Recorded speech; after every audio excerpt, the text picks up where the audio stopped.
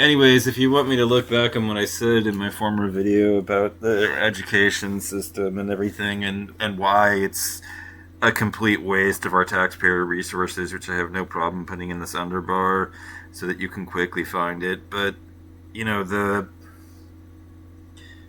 simple truth of the whole thing is you want a solution, right? Don't complain about something unless you have a solution. Well, sure.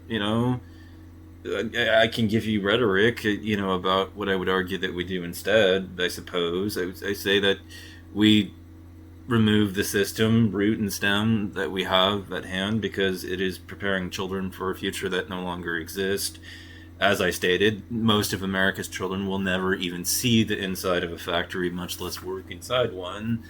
You know, they're being prepared for a job that they're never going to do, and as a consequence of that, all this preparation for life in the factory is a load of complete horse shit. It's a waste. But there are other models of education, such as the Montessori method and the pedagogy behind the Montessori method, which I believe, at this point, as with all of my heart and soul, which is what we should be funding instead.